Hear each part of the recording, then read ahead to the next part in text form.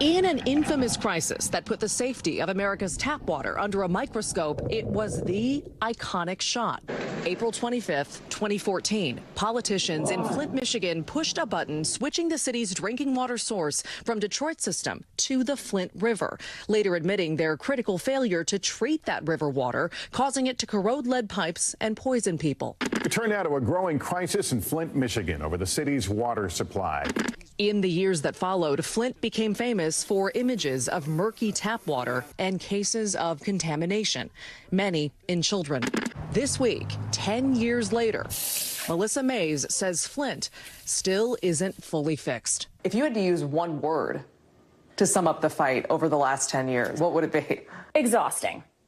It is exhausting because Flint residents have never been off the front lines of the fight. The married mom of three, who still uses bottled water for all drinking and cooking, is a plaintiff in one of multiple lawsuits brought against the city, state, and several current and former officials. Suits that have produced major settlements. In 2017, a federal judge demanded the city remove all lead service lines leading into homes and replace them with modern, safe ones, then repair damage done by that work to yards and homes.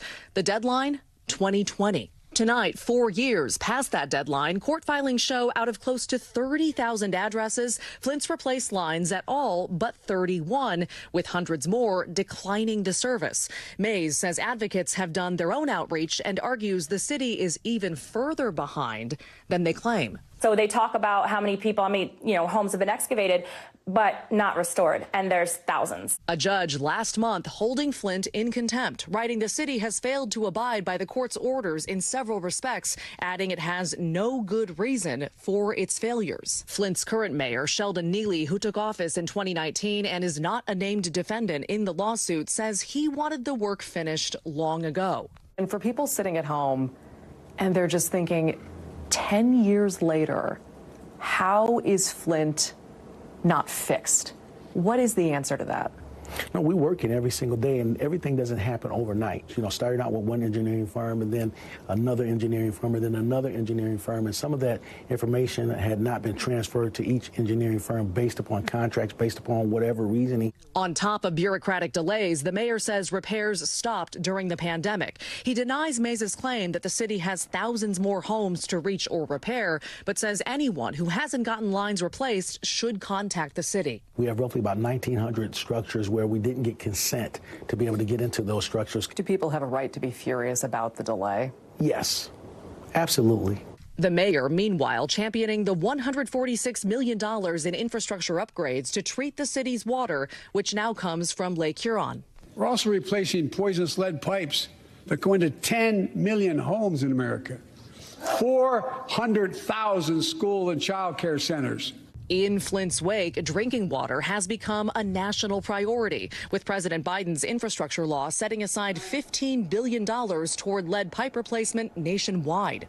Meanwhile, Melissa Mays says the untreated water also corroded their homes' pipes, which the government is not paying to replace. She says many residents don't trust their tap. Yeah, it's clear it looks fine. Yeah, and the problem is that we don't know what's in this because lead and other dangerous contaminants and neurotoxins have no color, taste, or odor. As for her kids, all three, including 19-year-old Cole, have permanent health problems like compromised immune systems, as well as damaged kidneys and growth plates. Flint is not getting fixed. 2016, everybody stood up for us and fought for Flint. We need that again, because without that external pressure, it's going to be another 10 years, and then another, and another, and it's terrifying. Maggie Vespa is back from that reporting trip and joining us now. Maggie, thank you for bringing us that story. I have a question for you on one part of this, which is that $500 million settlement, right? Money from these lawsuits, basically, that this money that's supposed to help people in Flint. Have they actually seen any of it yet?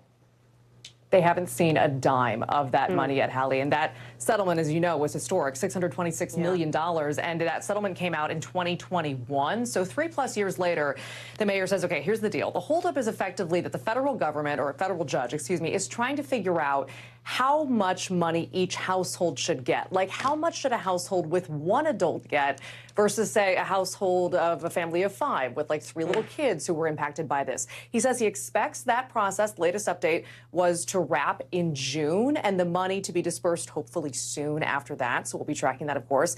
In the meantime, experts with the NRDC, the National Resources Defense Council, who have been following this closely, advocate for every American to get a water filter that removes lead because they say, as this crisis pointed out, Flint's problem is actually America's problem. Hallie. Maggie Vespa, thank you very much for bringing us tonight's original. Thanks for watching. Stay updated about breaking news and top stories on the NBC News app or follow us on social media.